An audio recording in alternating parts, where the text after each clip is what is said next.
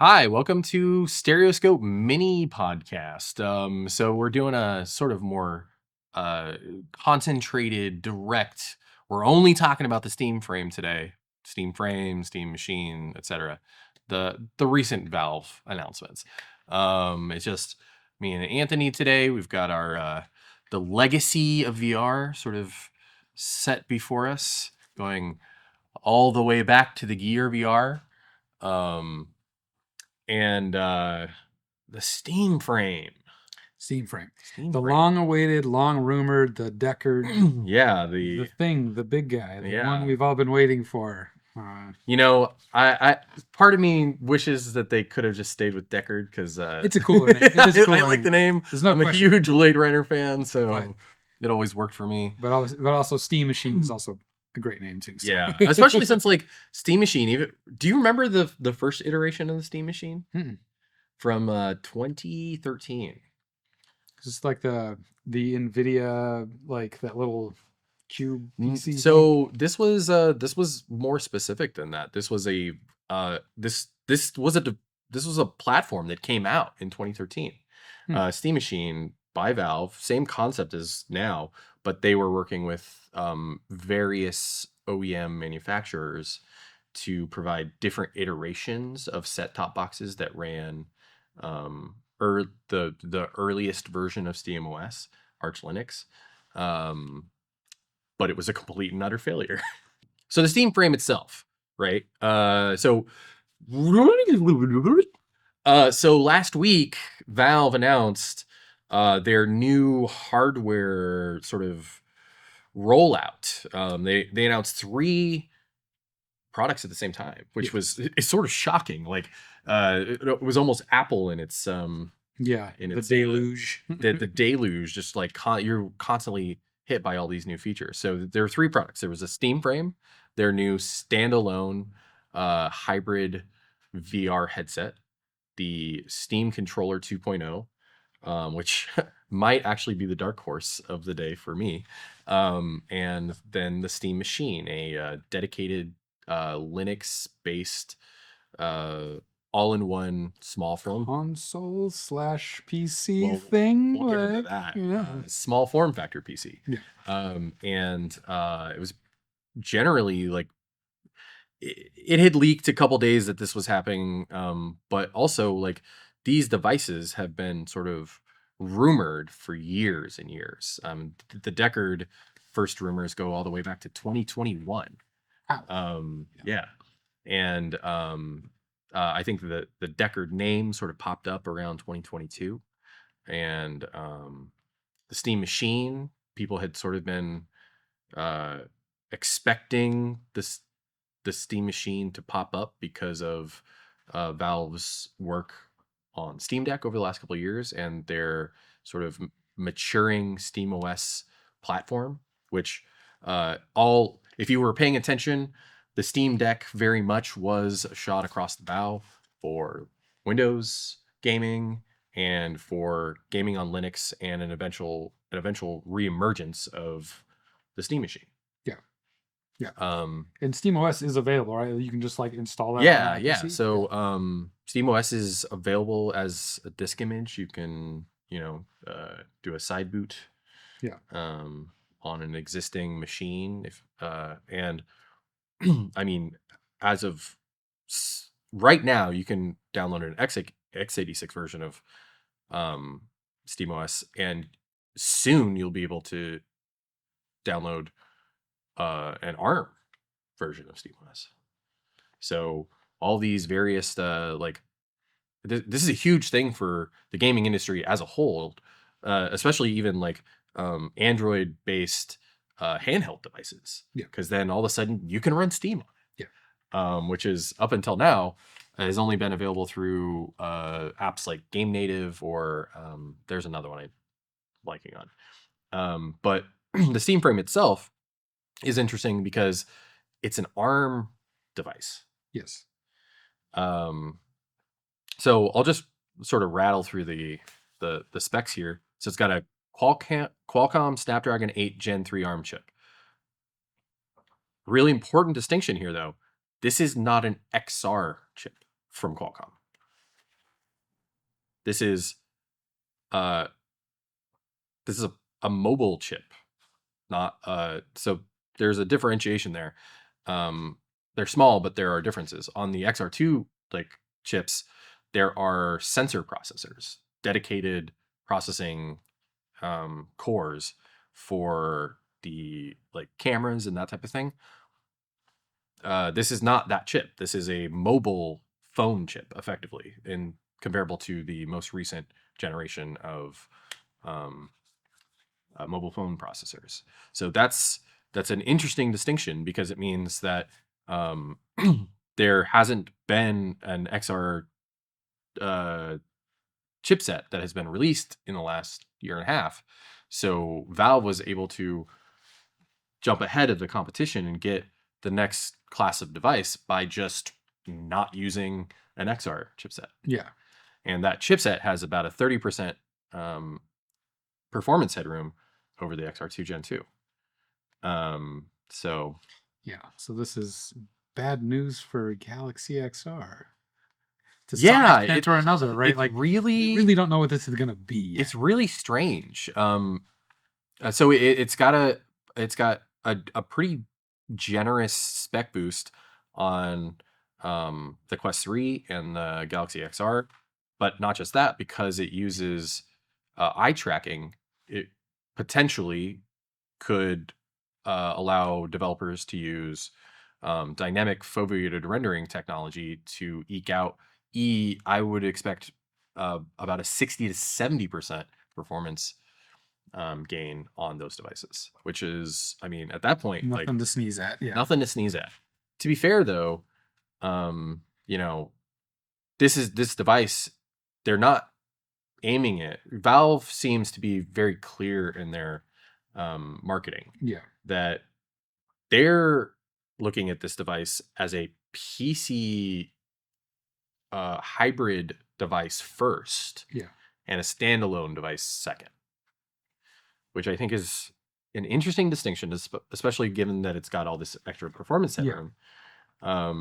Well, and interesting that they're not restricting certain things. Like, one of the things that's interesting is that, like, they're not restricting anything in your Steam library that say is VR or whatever. Like, you could try and play. Oh my God, I'm blanking on the name. Half-Life Alyx. Yeah. You could try and play Half-Life Alyx on this thing. It probably won't play very well. It might be 1 frame per second. Okay. But it will play it, which is interesting. They're not even going to try to wall that off. Half-Life Alyx is a very performant game because the source engine is incredibly dynamic. It's very performant even on especially low hardware. I mean, there are people who have run Half-Life Alyx on lower than potato settings, and it still runs. So, like, I'm guessing that they're going to deliver an optimized version of Alyx that runs standalone. Yeah, which would be awesome. Yeah. But it's just an interesting concept that, like, anything you have in your library, you can at least try and play it on your Steam frame without tethering to the machine or your PC or whatever. The one unfortunate thing is you're almost certainly not going to be able to play Skyrim VR modded standalone. It's just not powerful enough to do that. I mean, even today, like, you need at least like a 4070 Ti to run Skyrim VR in anything but like the worst settings. So, but it does. It's a strange device. Yeah. Like, I'm so intrigued, but I'm also, it's definitely in the wait and see category on this one for me. Yeah. Because, like, I mean, to just jump into some of the other issues with it, right? Like, it doesn't have as monocular. It's got monocular black and white pass through. And what was the other big like downside? Well, the LCD screens. Yeah, there was one. No hand tracking. No hand tracking. Yeah, we were talking about this earlier, and it's interesting because, like, for some people, complete deal breaker, giant whiff.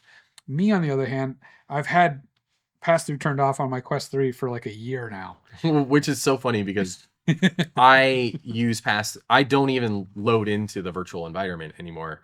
My headset, when I'm running apps, if I'm not explicitly in a VR game or a VR experience, I'm in pass-through. And I use pass-through for video watching, I mean, I play GeForce Now on my headset all the time. Um, What do you do with the so the reason I turned off the pass through was boundaries were a pain in my ass. Like, well, I just set a giant boundary, so it's not even enough. It doesn't yeah, even. but like if you come to the studio, you got to reset your boundary, right? Yeah. Yeah. So like even just doing that and like wanting to hand the headset, like if I take the headset over to my like neighbor's house, I'm like, hey, Yeah. check out this thing I'm working on. They're like, what's this shit? I'm like, oh, just let me turn all that Ignore it. crap Yeah. off, right? Like, so that's probably like it's a very interesting specific use case that I'm in there, right?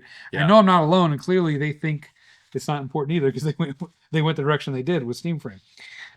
See, but I have a lot of thoughts about that specifically. So so in the last 2 years, because that's how long it's been since the Quest 3 came out. Yeah, I know. Or, They hit me the other day. I have used my headset dramatically more than the end of the Quest 2's life cycle. I have to say that I used my Quest 2, especially in the first year. That was COVID, so I was using it almost every single day. I don't use my Quest 3 as much anymore, mostly just because I don't have as much free time as I did during COVID.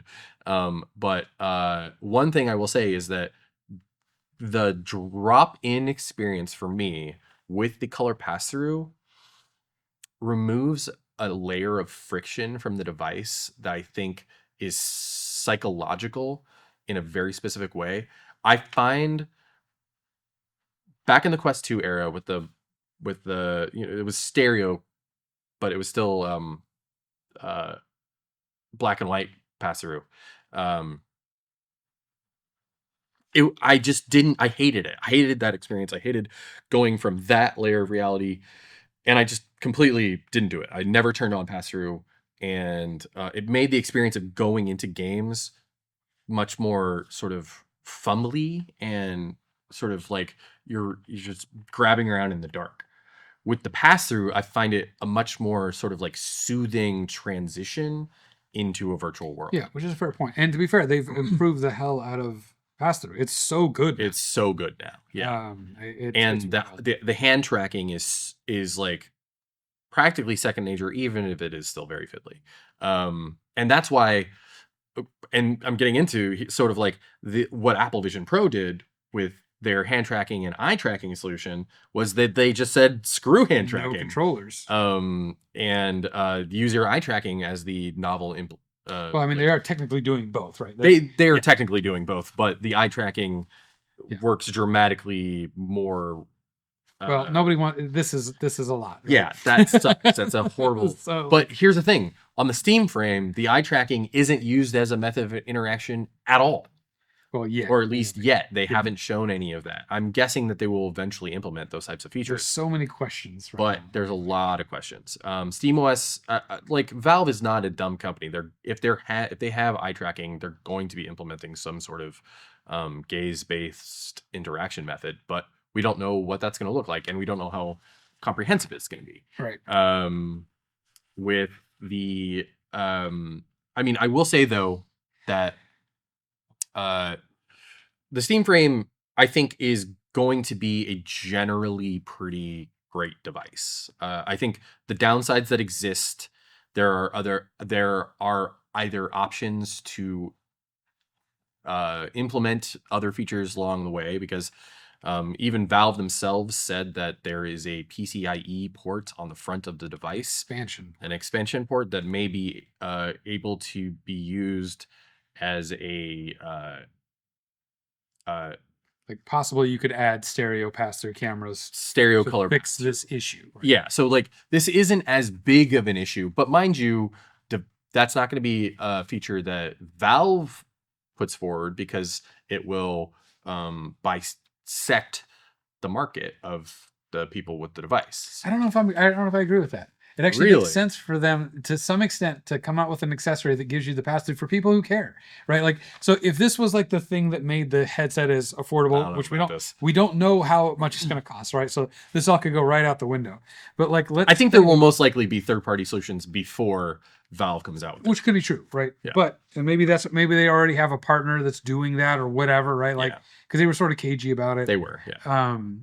But it kind of makes sense to like if you need to get like your market is gamers, and you could say maybe gamers don't care about pass through or whatever. Like they're going for people that have Steam games in their Steam library. This is a Steam device, right? Yeah.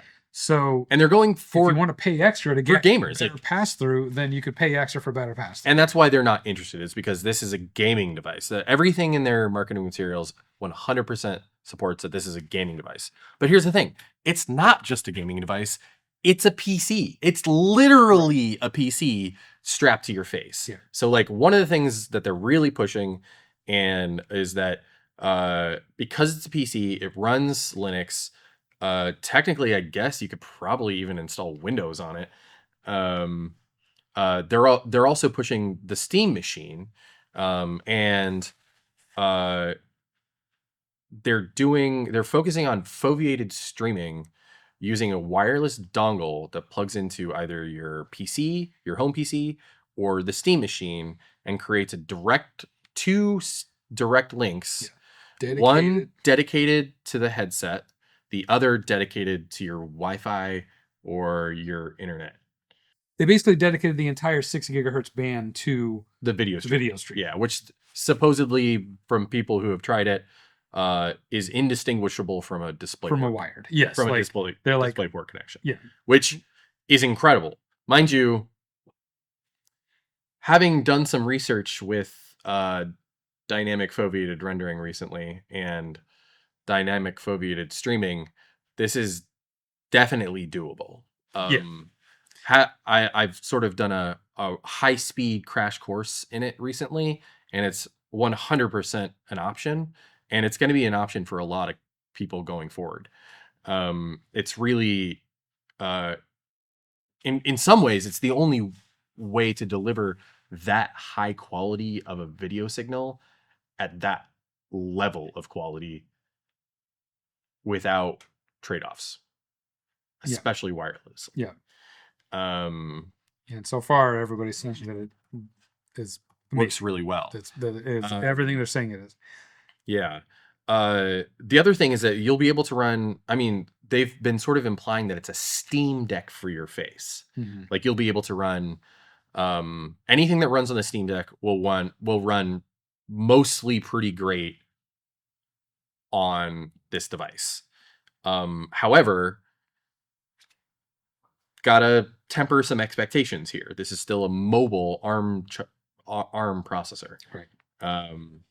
Even the Steam Deck, which it's saying that you're going to be able to run faster games on the Steam Deck. It's six times more powerful than the Steam Deck, the Steam machine.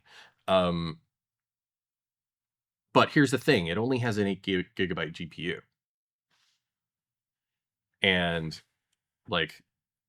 so I don't understand.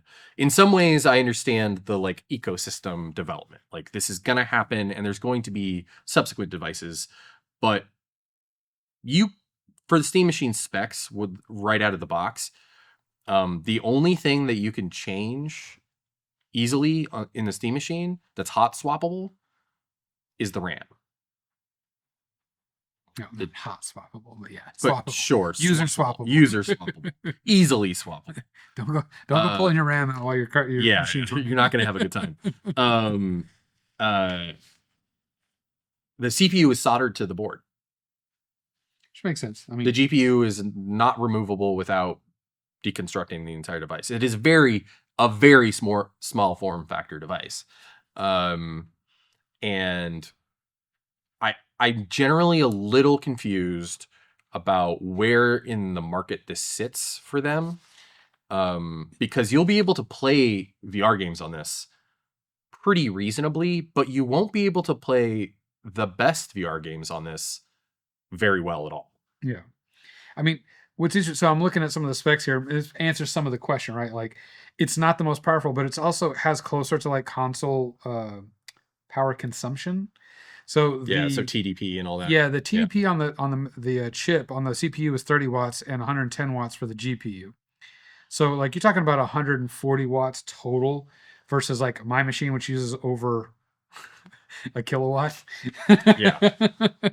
But my machine uses double this. But the problem is that generally the benchmarks from existing hardware have shown that this is about on the level of a PS5, but the PS5 came out in 2020, Because and PS5 can't play Steam games, right? So it's they like, can't play Steam games, but it's only $500. yeah, This is, and they've said they came out with this and said this is not going to be a subsidized device.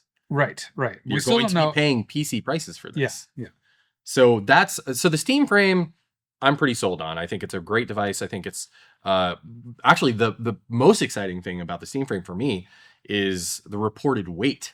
yes. Apparently, the design, most of the people that have worn it have said this is the most comfortable VR device I've ever worn because they've split up the weight between the back and the front. Yeah.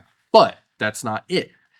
Kind of like this, but better because But they did better. it from the factory. Yeah. So it's Well, very, and and it's comfortable. I don't enough know to why lay it down took with. anybody this long to just say like, hey, let's just have a wire that goes from the battery to the headset. It's the most obvious thing. Like I was so mad when Apple didn't do it either. I'm like, especially because they had an external battery and you put it in your pocket. Like, come on. Yeah, and the biggest problem with the Apple Vision Pro is its weight. That's why it has failed to move. Well, the price is The gigantic price. the price is why it's failed to move, but it's going to continue to fail to move if they don't manage that weight better. But this is so the Steam Frame. I get it's going to be a pretty good hit. It's going to do well with their core demographic. I think it'll probably see crossover sales into other, Quest. It's definitely going to put the Quest 3 as a run for its money, and it may, completely dominate in other parts of the sector.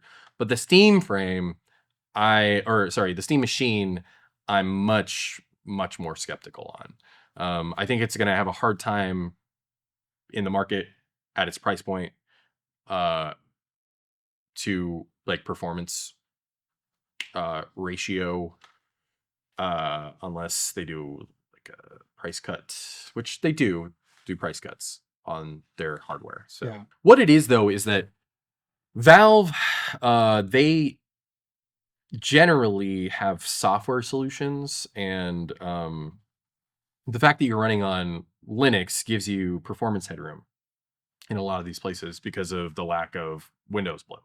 Right.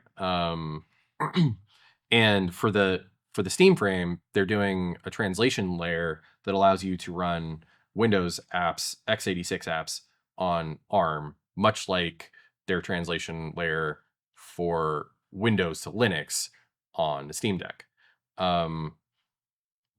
That's going to be a real sort of point to see how much performance they're able to get out of this VEX translation layer. I think most things will run okay. From my experience using Game Native, I was able to get Quake, which is a full fat game, running on my phone with my phone controller thing, the GameSir G8 Plus, at 60 frames per second, though it dropped frames a lot. But then when I tried to run heavier stuff, not so much. Yeah. And also some things just won't work. Like it's not that they run poorly, they just don't run. Right. Yeah. The general design of the device, I think, is smart. The batteries in the back, it's got like this soft, sort of permeable back that they split the battery up. Yeah. So they're like it's kind of this shape without being able to like, it's kind of this shape, but so there's a hole in the middle. The battery's like this kind of thing right here. Well, so but it's designed to cut the back. Better, I think, in their design is that there's no weird fumbly bit. We'll put a picture up here, but yeah. So you can like sit back. I think you can lay down. Like, you could even lay down because there's not this huge gap in between where your head is. It's literally just like this like layer that's about that thick. It's so much slimmer. The other thing that I think is really smart is that the entire front module is detachable. Yes. So you'll be able to have completely custom strap solutions, which that's one of the coolest things about the VR community, and something that has made the Quest 3 usable is that the original straps that came with the Quest 2 and the Quest 3 were abysmal. And I can only imagine how many people got a Quest 2 or Quest Yeah. 3 or And Quest they're like, I 3X, hate this. and they were like, this experience is awful, and then never use it Yeah. because the out of the back strap Yeah. was You have to spend another $100. the Steam frame strap looks usable Beautiful. and good. Yeah. And especially if you don't have all that weight sitting on the front of your device, it's going to be more comfortable. Yeah. But if you want something that's closer to like the Index, what's that strap called? The one with the hang down. Oh, I don't know. The I've like seen it, but Frankenstein thing that people put together. It was for the Index. yeah. Um, I've seen it, but I don't know what you call it. yeah. Yeah. So the core module, which is the front of the headset, is 185 grams. Jeez. And the full thing, like with the head strap, with the back strap, which includes the speakers, by the way. So when you detach it, you lose your speakers. 440 grams for the whole thing. So balanced out on your head, that's like what? 3/4 of a pound, something like that. Yeah.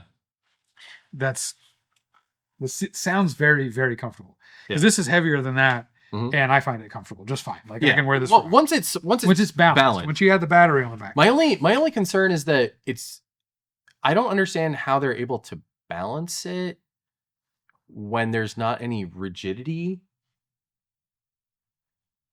because it's a soft membrane. Well, your skull is the rigidity. No, but like to create counterweight, you have to have your skull, that's your neck. Like I'm telling you, like your head is what's holding the whole thing together, and so a counterweight just attached because it's not moving around on the back of your head, right? Yeah. So, yeah. Interesting. Is that how that works? I think so. I think it's a little bit more complicated than that. I don't think so. It's pretty. I mean, because it's a simple. It's just a head strap. Like, there's not really rigidity here. I mean, this doesn't flex while you're wearing it, right? Like I think it just this happens to be rigid, but yeah, I think your head makes it. Your head is what makes the whole thing rigid. Okay. All right. I'll take your word for it on this one. Yeah. I think it'll do well. It seemed like Steam Machine, I'm a little bit more skeptical on. But the interesting thing is that the way that they've developed the system and the software is that if you're developing VR games for, say, like Pico or Quest devices, if you're running OpenXR, supposedly you should be able to run APKs from VR apps running OpenXR on the Steam frame, and they should work as long as they're not dependent on Meta or Pico APIs. So that means that, I mean, it's probably not going to be that seamless, but what it does mean is that porting to the Steam frame should be relatively easy because there's a direct line there. It makes me sort of curious as to why they're focusing so much on the Steam Machine element and the hybrid streaming scenario if their standalone product is that performant. I mean, obviously the Steam Machines are going to be able to do more, right? Like in terms of, like you're still never going to be able to beat an actual desktop compute like that kind of TDP power consumption, etc. Like the power behind it. Yeah, I mean, I guess they just want really high quality games available on the system. Yeah. A really interesting potential idea was brought up on the Upload VR podcast. I think it was Ian that brought this up. That like imagine like hybridizing the game experience where part of the game is processed on the headset and the heavy hitting parts of the game are sort of like a split inference. A little bit, yeah. So like let's say you're in like a cut scene or something like that that's playing off. So instead of waiting for like the next thing to load, like you skip loading scenes while you're using the headset compute, and then it seamlessly switches over to streaming from the Steam Machine or whatever. They're not saying that that's what this is going to do, but that's a possibility with this type of closed. You could get even more integrations, right? So like we just really don't know what they have. So you could do like heavy scene geometry rendering on the server device, and then have more real time, like interaction and maybe GUI stuff running on the edge device. Right. Interesting. Yeah. So possibility of like smoothing out the Yeah. whole, tethered experience or whatever.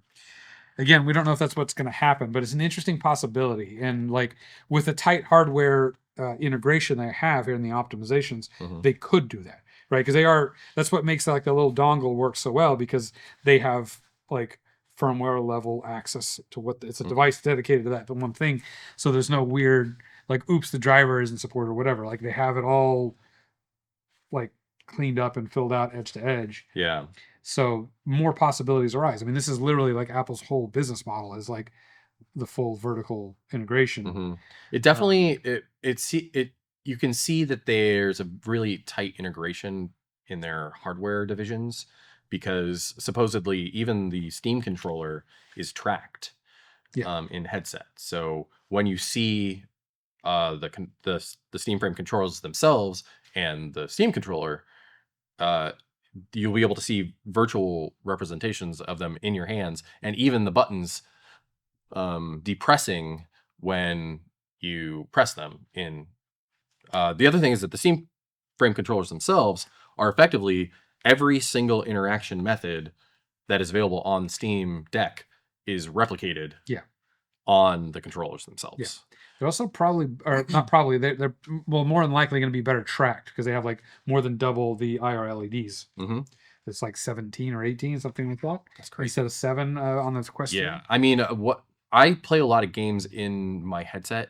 I mean, like regular, like flat games. There was some leaks that there was going to have some sort of 3D layer situation. I'm guessing that's a Steam OS feature, and that we'll hear. They didn't announce anything about that. I'm guessing that's a Steam OS feature, and that will be sort of later down the road when the product actually ships. Um, yeah. Oh, one thing is that the we haven't talked about is the displays. Yeah. Yeah. So this one, I'm not.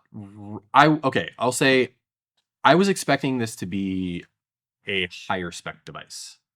When I'd heard about this, I was expecting them, because there were also some rumors that they were trying to hit a $1,200 price point. At $1,200, I was expecting uh, either micro OLEDs or LCD with local dimming, Yeah, like QLED or or something like or that. a next generation OLED screen. This is none of those. It's an LCD screen. Also, they have not announced a price, but rumors are that it's going to be around $700. I would say $699 if I was to throw a dart at it. But they said it's going to be less than the index, so Right. it's less than That's the one $1,000. thing we know for sure. So it'll be Yeah. less than 1,000. So But this is a 72 to 144 hertz at the experimental range, 72 to 120 in its normal range, 2160 by 2160 per eye resolution, which is effectively, it's like a 2% bump over the Quest yeah, 3. it is almost exactly the same as the Quest 3, and it's got almost an identical field of view of the Quest 3, but it is running pancake optics. There is no going back on the pancakes. We are there. If you do not launch a product that does, if you launch a product that does not have pancake optics at this point, your device is DOA. Sorry, Sony, but that's the case. Yeah. Um, and what we know from previous discussions about the PSVR 2 and the Quest 3 and the Quest 3S is that OLEDs and pancakes, or at least modern implementations of them, do not go well together. Current OLED technology, which is crazy because TCL This is a new. literally just announced this new OLED technology a couple days after the Steam Frame announcement. But that device is not in this device. Yeah. But hopefully it does mean good things for the future of like But here, mid-range headsets. but here's the thing: having used the Quest 3 for as long as I have, the panels get the job done. But I will say that in a couple scenarios in the last couple weeks, I have run into. Remember when I was doing the Blumhouse enhanced cinema Mhm. thing? One of the problems that I ran into was that they were trying to get to this like really, really dark movie watching experience, but they had stuff going on in the periphery. The headset could not get dark enough to make anything have any contrast. There was a there have been very few experiences in the Quest 3 where I've noticed it as dramatically as I did during this Blumhouse enhanced cinema thing, because you're trying to have this dark movie watching environment, but then there's still stuff going on, and so they're still illuminating, so they can't get the blacks in the movie watching part as low as they possibly can. Yeah.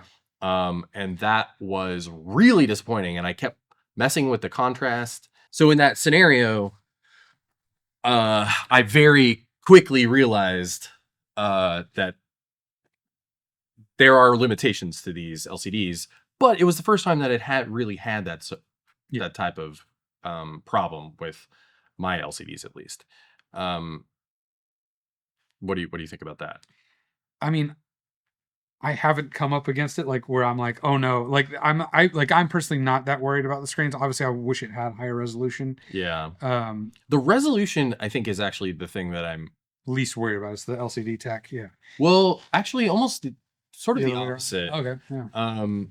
But that's also mostly coming from my wants as an immersive video creator. Well, right, and that's the thing. I mean, if we're on the same resolution for the past 2 years on the Quest 3, which was not amazing at the time either, it feels like this should have been a little bit more of a bump up in terms of screen, but there may not be. I mean, this kind of again circles back to the TCL announcement. Yeah. There's really nothing in that middle ground right now. Yeah. Like you're either at this level or you have to go micro OLED, which you're going to jump the price dramatically. I mean, like where they say the screens alone in the Apple Vision Pro cost more than a Quest. Yeah. Like, yeah. So. And also, if you're running if you're running panels at these super high resolutions, that takes power, and it takes processing power as well. Which means heat, which means more cooling, which means more weight, which means more battery. It's very clear that Valve was trying to hit sort of like a center mix point, you know? This doesn't seem like it's not an enthusiast device, I don't think. They're going for a larger market, like again, going for gamers. The fact that they made it more comfortable, like that is such a big, like most enthusiasts, we put up with it because we love it, right? Yeah. But like your average person won't. They're like, well, no. Get this off my face right now. Yeah.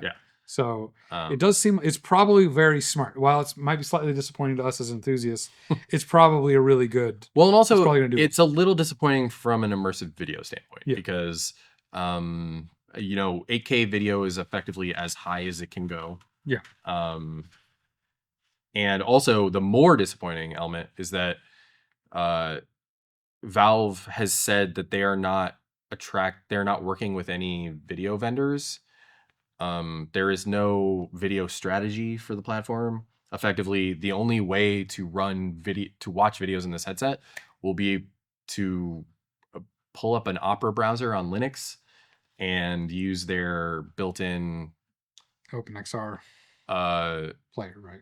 Well, their web browser player. Right, that's what I'm saying. Yeah. There would be an XR open. Isn't that not XR? Or WebXR. WebXR, yeah. A WebXR player.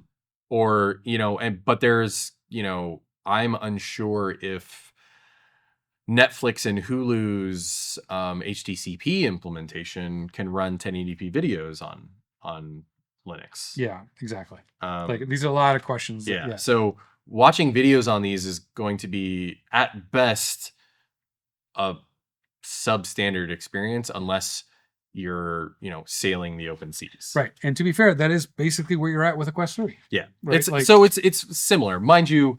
Meta has recently made some very dramatic inroads, but in terms of watching, like, you're not going to be watching Hollywood movies, right? Like you're not watching 4K videos on the Meta Quest 3 or the Steam Frame without piracy, effectively. Yeah. Again, and again, because like you can lay down while wearing this headset, that means it's a or I guess your own Plex rips. That's not technically legal. Yeah. But that's the part that makes it like super appealing to me. The one time not the one time, but one of the ways I like to use this is like in a hotel instead of using their shitty TV or even a laptop, like watching a movie in bed. But you got to set up with this thing. There's no laying down. Yeah. So, I think one thing I'm really excited for, the two most exciting features for me are the eye tracking and the form factor. Yeah. I think those two things are the things that are the biggest problems with the Quest 3. If the Quest 3 had those things, I think, and Meta should have had them, it would have extended the lifespan of the Quest 3 But it dramatically. wouldn't have been a $500 headset either, though, right? Like Mm. this will be the cheapest headset you could possibly get with eye tracking. Like, Yeah, it is a premium feature. yeah, and that's gonna enable, you know, their dynamic foveated rendering, their dynamic foveated streaming, which is they've talked more about with the eye tracking, and potentially, you know, interaction methods, but they haven't really announced anything on that. Yeah, generally, I think it'll be successful. I think the Steam frame itself is a much more interesting device. It says Wi-Fi 7. Yeah, it's actually Wi-Fi 7, which is still, I mean, it's basically the same thing as 6, but it's still 60 gigahertz. So yeah, it's dual radios, 5 and 6 gigahertz. Interesting. Yeah. So the Wi-Fi on the headset is Wi-Fi 7. The wireless adapter is 6E. And again, there's almost no difference between 6E and 7. So okay. Yeah, that's interesting though. And the speakers are dedicated into the head strap. Right. So they get removed if you switch head straps. If you want like a third party head There's strap, also, I read that there's not an audio jack. There's not a 3.5 millimeter audio jack. Interesting. So you'll have to use the wireless or an adapter if you want to use headphones. So there's going to be a lot of audio leak on this device unless you use that USB port in the back, which is a USB 2, not 3, for like a USB like audio adapter. I wonder if they could get Bluetooth working again in a more optimized fashion, like without delay, right? Yeah. To this day, it's just not what Bluetooth still hasn't gotten a good latency with Bluetooth headphones. I try it every couple months and it it may not ever be possible because it's just not in the technology. Well, Apple got it working. Well, but Apple doesn't just use Bluetooth. They have their own wireless chip. And they had to come out with they revised the AirPods Pro 2 to be able to do lossless. Yeah. So it's I think dedicating just on Bluetooth, it may not be possible. Maybe with another version, another Bluetooth 10 or something like that. But since it was never designed to be zero latency. 45 watts too. Interesting. Oh, and it's got a micro SD slot. Oh yeah, that's a great one. That's not an express slot though. I mean, that's okay. I mean, it's probably for game storage. That's fine. Yeah, it's fast enough. Or video storage or whatever. The fact that it has expandable storage, it's great. That's great. Yeah. So it's 256 gig or 1 terabyte built-in storage, and then a micro SD slot. Which yeah. And I heard that you can just pop your storage from your Steam Deck into it. Cool. Yeah. Very cool. I wonder if the Steam Deck is tracked. It probably doesn't have any IR lights, but they know what the device looks like. Yeah, it totally could be. It has a fancy little indicator light across the top. Yeah. Maybe it tracks that or something that would be cool to have mixed experience between your Steam Deck and your Steam frame. Yeah. I mean, there's there's a lot of it. It's so curious. I mean, this is kind of the genius of Steam though too. It's it's so open-ended, partially because they don't lock shit down. Valve is sort of like if Woz had been the head of Apple. Yeah. It's Tinker's paradise, but also an ecosystem. Yeah, it's it's there if you want it, but you don't have to use it. We're not going to lock you in. You don't have to buy the 1 terabyte version. You can pop a card in. I mean, that's cool. In a world where most tech companies are just tightening the screws every chance they get. Well, and that's another thing we have to sort of comment on is the price of the Steam frame and the price of the GameCube is less than a Galaxy XR, most likely. Yeah. Yeah. So like you could buy all three things. You could, yeah, and the Steam controller. You could probably have better performance than the Galaxy XR standalone. That's for good. less than the Galaxy XR. Yeah. But slightly worse screens. Well, actually dramatically worse screens. But the thing is, like, and I think this is probably true for the larger, like, populace or whatever, that, like, the experience is going to be better. Like, if the experience is better, that matters more than the tech specs, right? Yeah. So, like, if the screens are a little less or whatever, but, like, it's more comfortable to wear, the games are more fun, or everything works better, there's no glitches, whatever, right? Like, we obviously don't know what the Galaxy XR is like to play with yet. But, like, ultimately that's going to win over, like, oh, well, this one has better screens. You know, most people just don't care, right? Like, yeah, agreed. And I still haven't tried a Galaxy XR. There's no place to try them in our area without purchasing. Yeah. We've talked about getting one. There's a nice payment plan we could put together. Yeah. There are some things that we're working on that might necessitate some eye tracking based devices. But that means that the Steam frame is the easiest access to. Right. Except that it's not out yet, and we don't really know when it's going to be. Yeah. Out. We just know, like, 26. But I'm saying $700. Yeah. I'm gonna go on record and say that feels right. And I feel like that's been the biggest, like, consistent, the consensus. If it was $599, I think they would ship twice as many. Yeah. But there is a weird environment for pricing things at the moment. Yeah. But I mean, like, you know, the 3S was on sale, or is, I guess, technically still on sale at Costco for $199. Well, it's all sold out. Exactly. That's my point. Exactly. It's sold out immediately. Yeah. Like a Carmack said once upon a time, is like there's a certain threshold where every time you drop the price, 100 more people buy it. Yeah. You know, or 100 times. It might even be double, like, or double every $100 drop or something like that. It's, you know, Carmack's a smart guy, so I definitely I try to match my design decisions in software to match his, because he's a cool guy. Yeah, so if they could hit, I mean, especially on sales and stuff, like if they could get this during a sale to $550. Yeah.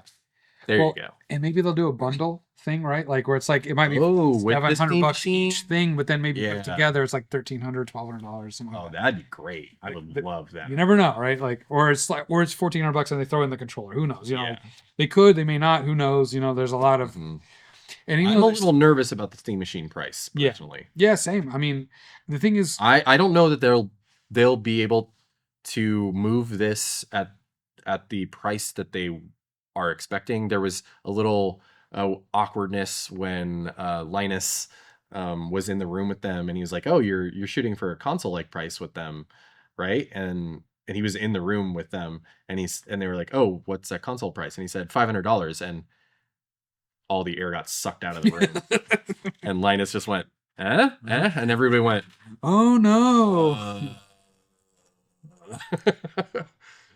Yeah, so.